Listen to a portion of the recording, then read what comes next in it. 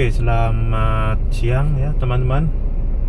Jadi video kali ini saya akan mencoba menggunakan DJI Action 4 sebagai dashcam. Kali ini saya menggunakan settingan 1080p 24 fps dengan shutter speed 1/50, ISO 100 sampai 200. Di sini saya menggunakan ND8 untuk membantu mengurangi cahaya.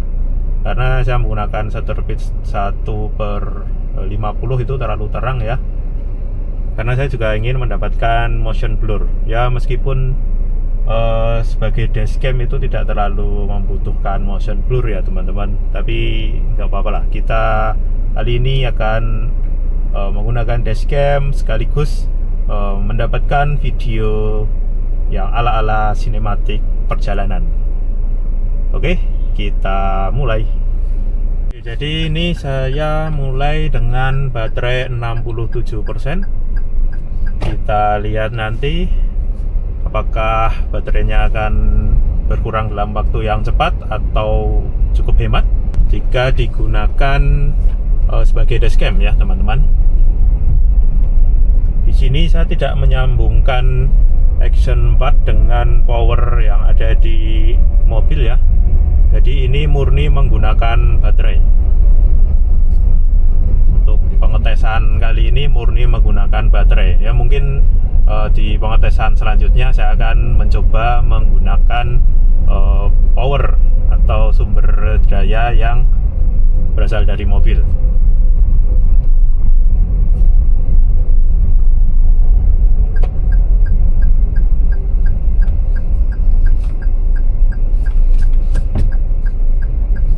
Kita keluar dulu ya.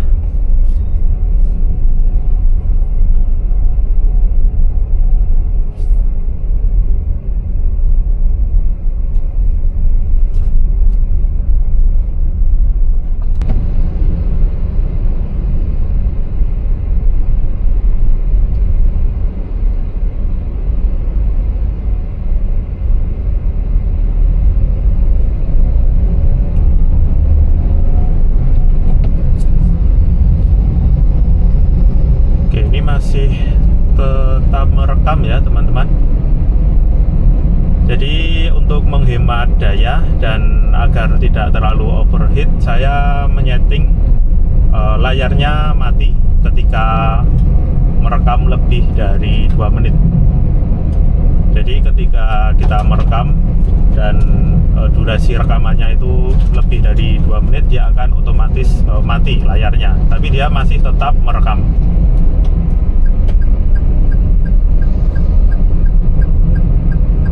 Kita belok kiri ya, ke arah bundaran UGM.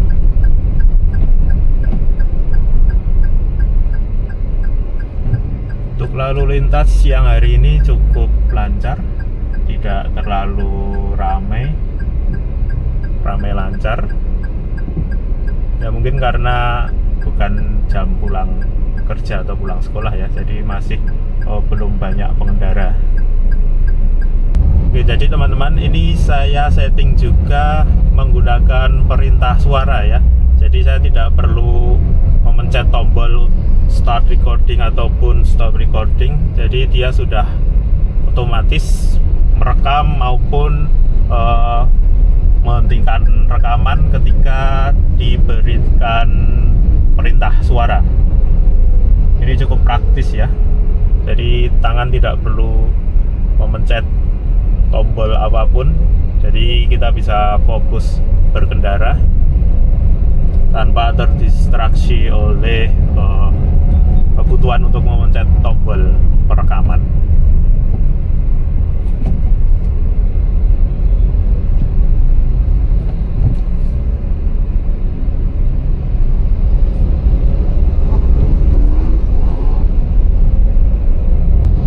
Audio, saya menggunakan audio bawaan, audio internal dari Action 4 ini tanpa audio eksternal apapun.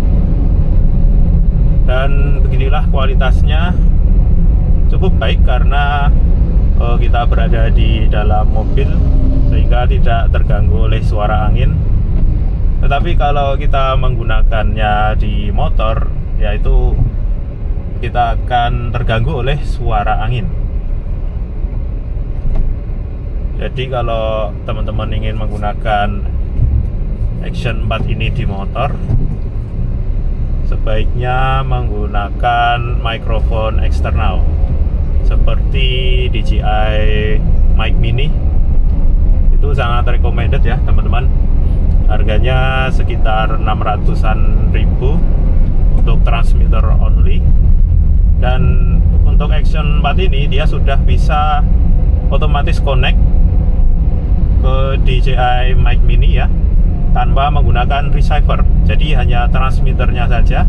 Teman-teman bisa membeli transmitternya saja tanpa harus membeli paket yang ada receivernya.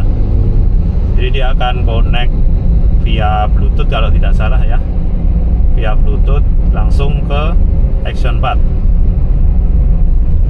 Dan action cam lainnya yang mendukung ini dari DJI ada Action 5 Pro dan Osmo Nano udah support ini ya. Itu action cam terbaru dari DJI yang ukurannya sangat kecil. Saya sebenarnya juga ingin beli itu, tapi mengingat saya sudah punya Action 4 ini, ya buat apa? Sebenarnya Osmo Nano itu dia unggul di ukuran ya, dan dia ada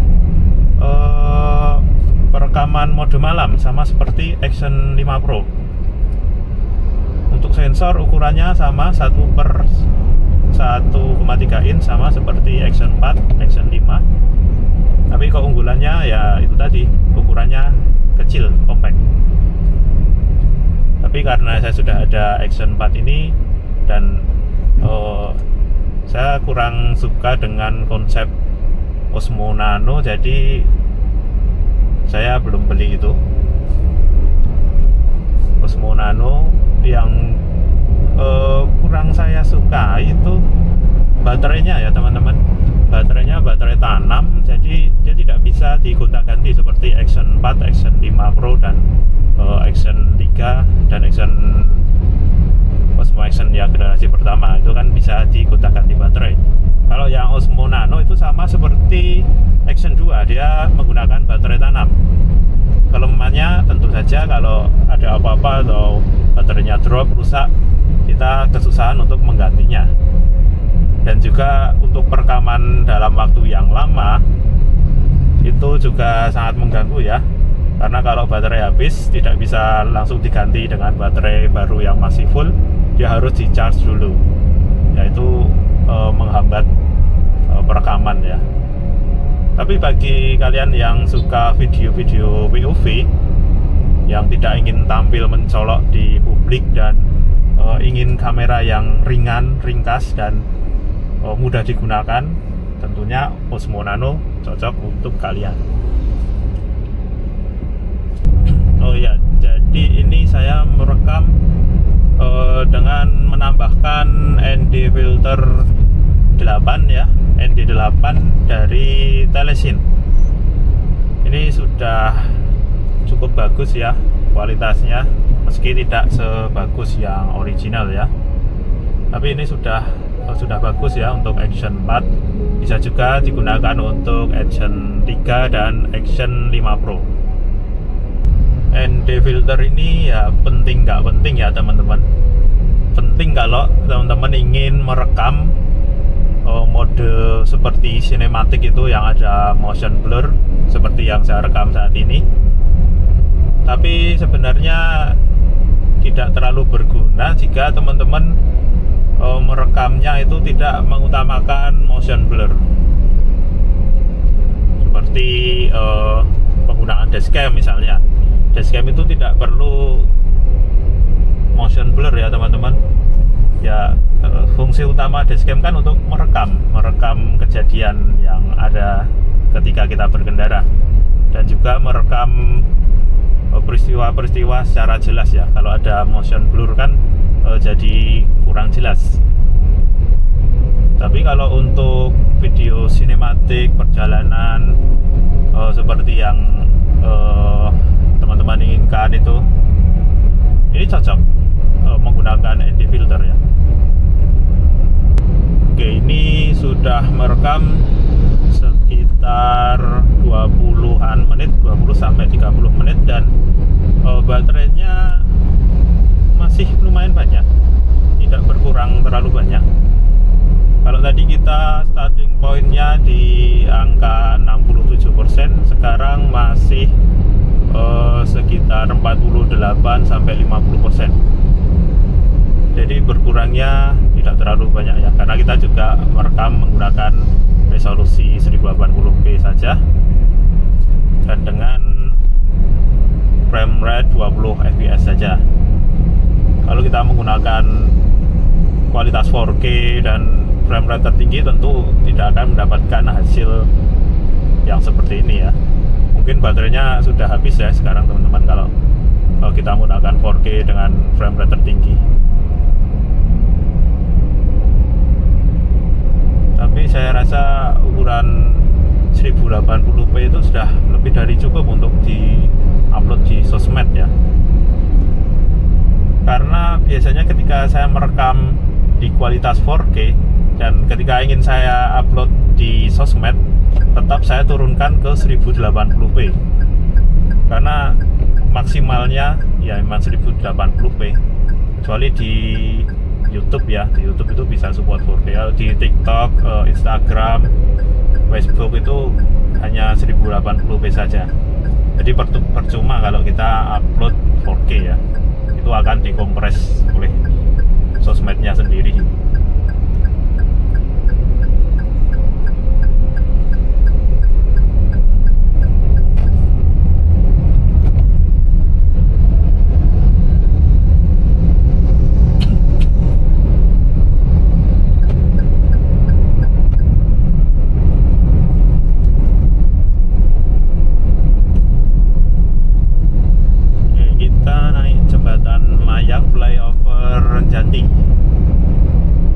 Flyover Janti.